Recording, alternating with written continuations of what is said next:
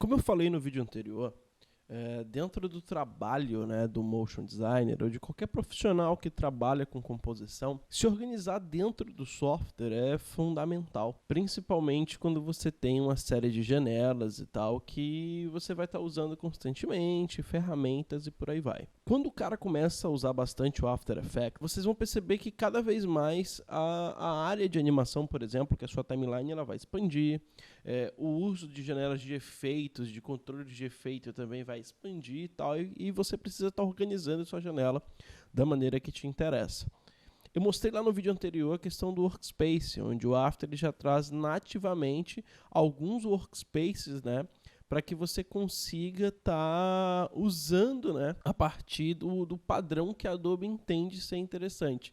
Porém, você pode estar colocando as janelas que são do teu interesse para realmente customizar e ficar mais fácil de você trabalhar. Principalmente quando você usa, por exemplo, que é o meu caso aqui agora, eu uso 2 monitores, tá? Então, me ajuda muito eu estar organizando isso. Então, qual a ideia, por exemplo, né?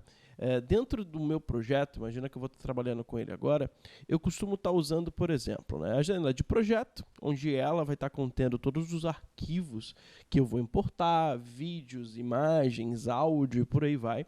Eu vou falar para vocês, ainda dentro desse capítulo, a importância de você estar organizando o teu projeto da maneira coerente, né, e você consiga se achar dentro dele, principalmente quando você trabalha com várias pessoas no mesmo projeto, então é fundamental estar fazendo isso.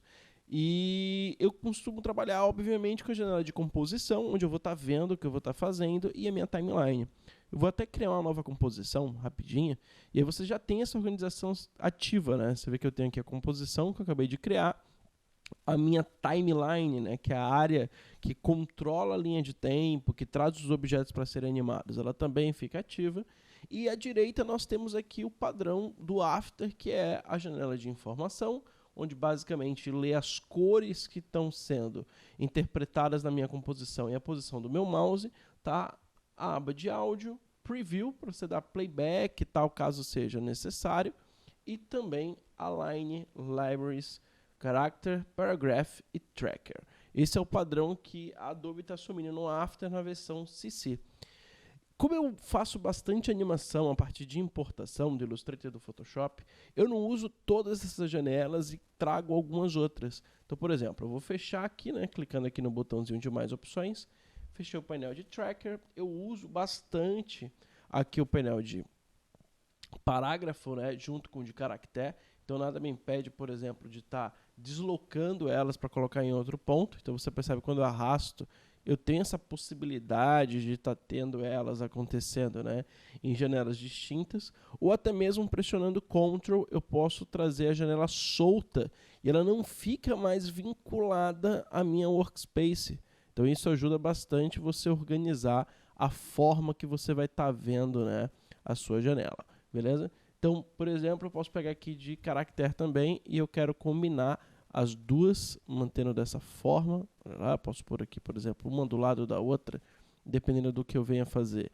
É interessante estar trabalhando dessa forma, tá? Você pode estar usando isso ao seu favor. Olha lá, as formas de estar customizando, é legal.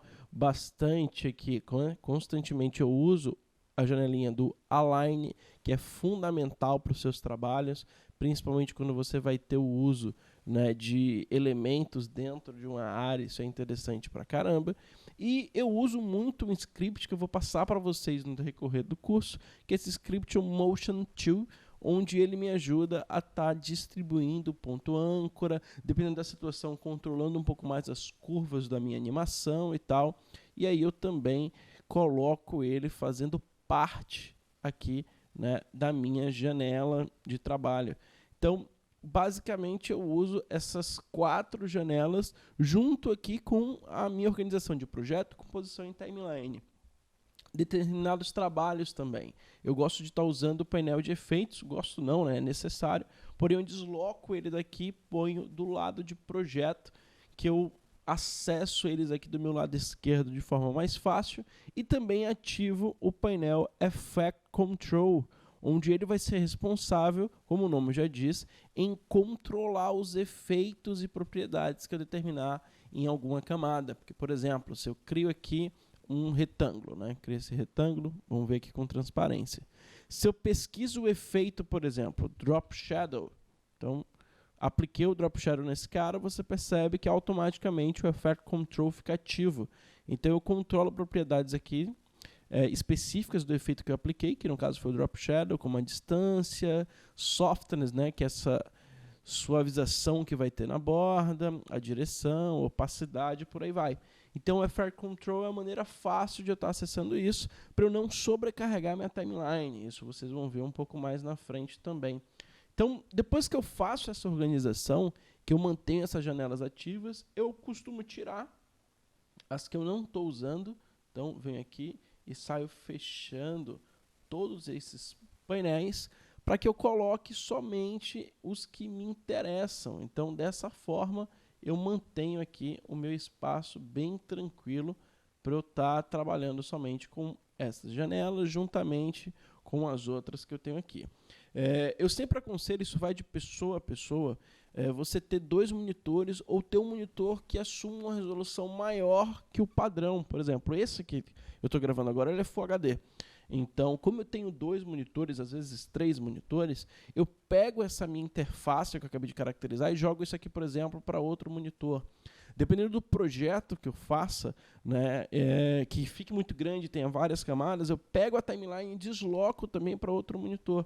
Isso depende muito do que eu venho fazer, né? Então, é algo que você pode estar analisando e tal, que com certeza vai ser vantajoso.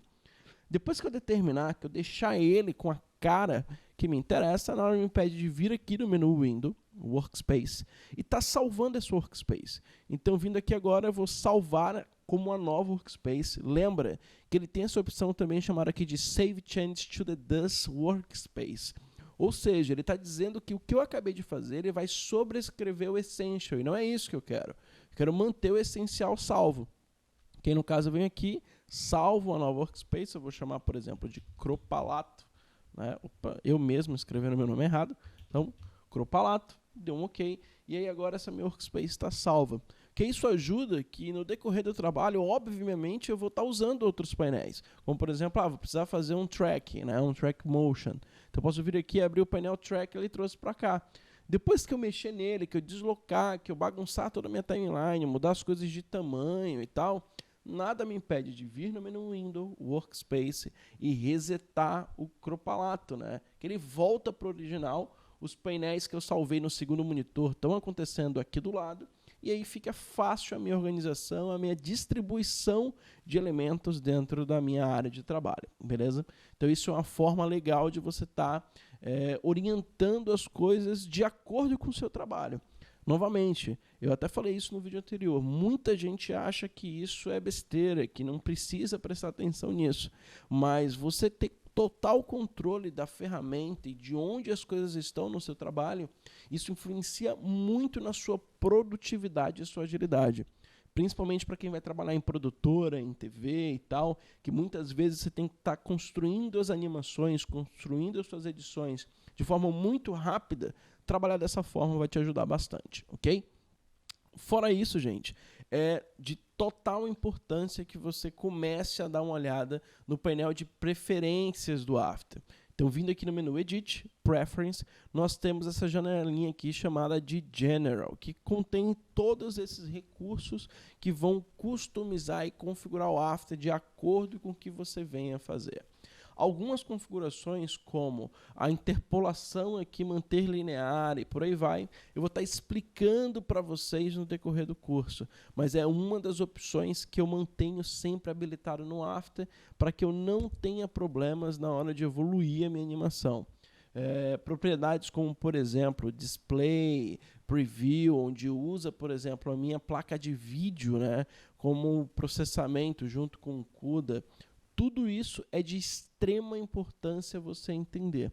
É claro que a gente vai ter momentos específicos dentro desse curso, mas é interessante que vocês já deem uma olhada para vocês entenderem, como o autosave, por exemplo, onde em 20 minutos eu faço um salvamento automático, mas um conselho para a galera é sempre você estar fazendo a cópia, né, salvar criando cópias do seu projeto para manter seguro, porque a gente trabalha com a máquina e máquina dá problema, então é melhor, né, evitar. E também, como a gente está falando de workspace, nós temos questões voltadas para aparência, onde você pode estar customizando o after da maneira que te interessa. Então, olha lá, tirando gradientes, voltou para o default. Eu tenho aqui, ó, controles, né, do highlight para poder acender ou não. Então, tudo isso faz com que você consiga configurar o after da melhor maneira e de acordo com o que você quer fazer, beleza?